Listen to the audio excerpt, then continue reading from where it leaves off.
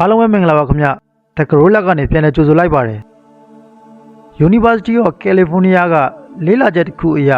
လူတစ်ယောက်ဟာအလုပ်တစ်ခုလုပ်နေရင်အနောက်ရှက်တစ်ခုကြုံရတိုင်းမူလအလုပ်ကိုအာရုံပြန်စိုက်နိုင်ဖို့ဆိုရင်မိနစ်20ကျော်23မိနစ်15စက္ကန့်ချိန်ယူရတယ်ဆိုတာခင်ဗျာသိပါသလား။ခင်ဗျာ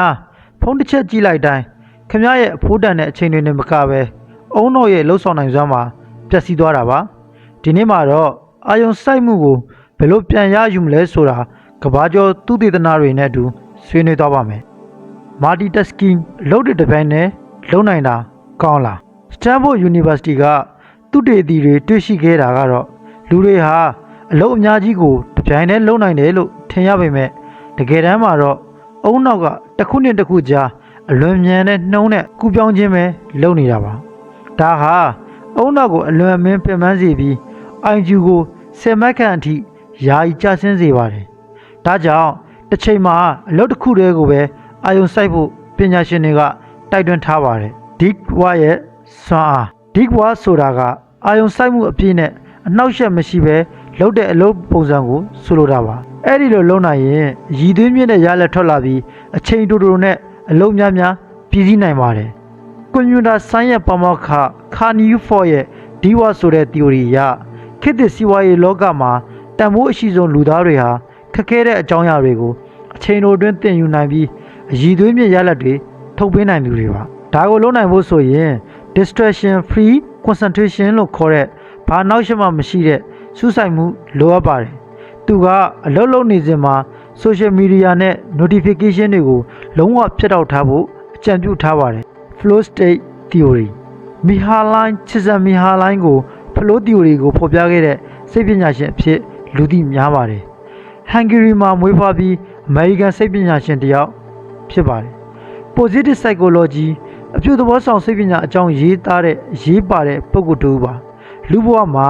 ပျော်ရွှင်မှု happiness ဘယ်လိုဖြစ်လာလဲဆိုတာကိုလေ့လာသူ။ Flow ဆိုတာကဘာလဲ။ Flow ဆိုတာကကိုယ်လုပ်နေတဲ့အလုပ်တစ်ခုကိုအရန်အာရုံစိုက်ပြီးအချိန်ကုန်သွားတာတောင်မသိပဲပင်ပန်းမှုမခံစားရပဲပျော်ရွှင်စွာလုပ်နိုင်တဲ့အခြေအနေ။ဥပမာပကြီးဆွဲနေရင်အချိန်မသိပဲဆွဲနေတာ။ Coding စာရေးတာအလုပ်တစ်ခုကိုအာရုံစိုက်ပြီးလုပ်နေတာ။ ဂိမ်းကစားနေရင်အချိန်မေ့သွားတာ။ဒါဟာစိတ်ပညာရှင်မီဟာလိုင်းချစ်စင်မီဟာလိုင်းက Flow state လို့ခေါ်တဲ့အခြေအနေတစ်ခုကိုရှာဖွေတွေ့ရှိခဲ့တာပါ။ဒါဟာခင်ဗျားအလုပ်တစ်ခုထဲမှာဘယ်လောက်ထိနှိမ့်ဝင်သွားသလဲဆိုရင်အချိန်တွေကုန်သွားမှန်းတောင်မသိတော့တဲ့အခြေအနေမျိုးပါ။ဒီ Flow state ထဲကိုရောက်ဖို့ဆိုရင်လုပ်ရမယ့်အလုပ်ဟာကိုယ့်ရဲ့ skill နဲ့ရှင်ရင်အရန်လဲမလွယ်ရသလိုအရန်လဲခက်မနေရပါဘူး။အဲ့ဒီအချက်ကိုမိအောင်ဖမ်းနိုင်ရင်ခင်ဗျားရဲ့ productivity က9ဆအထိတက်လာနိုင်ပါတယ်။ Attention residue ကိုမြန်မာလိုရှင်းရှင်းပြောရရင်လုပ်နေတဲ့အလုပ်တစ်ခုကိုမပြီးသေးခင်နောက်အလုပ်တစ်ခုကိုချက်ချင်းပြောင်းလုပ်လိုက်တဲ့အခါမပြီးသေးတဲ့အလုပ်ပေါ်စိတ်အာရုံတစ်စိတ်တစ်ပိုင်းကျန်သွားတာကို attention residue လို့ခေါ်ပါတယ်။ဘာကြောင့်ဖြစ်လဲ။ဥပမာစာရေးနေတယ်ဖုန်းနဲ့ message တစ်ချက်ဝင်လာလို့စာရေးတာရက် message ပြန်ပြီးမှစာပြန်ရေး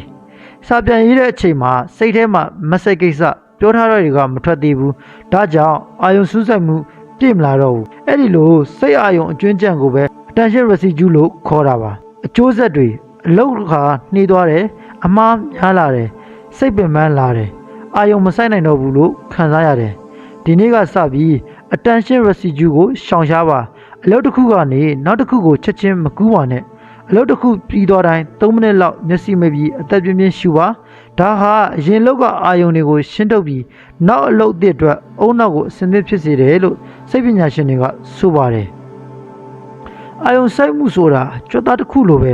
လေ့ကျင့်ယူလို့ရပါတယ်။ခင်ဗျားကိုအာယုံပြန့်လွင့်စေတဲ့ရှာကဘာလဲကွန်မန့်မှာရေးခဲ့ပေးပါ။ဒီနေ့ episode ကခင်ဗျားအတွက်ဘူးသူရအသစ်တွေပေးနိုင်ခဲ့ရင် like လုပ်ပြီး subscribe လုပ်ထားပေးပါဦးခင်ဗျာကျွန်တော်မင်းရင်မှာအာယုံစူးစိုက်မှုအကောင်းတဲ့အောင်မြင်သူတစ်ယောက်ဖြစ်ပါစေဆုံးထိကြည့်ရှုနားဆင်ပေးလို့ကျေးဇူးတင်ပါတယ်ခင်ဗျာ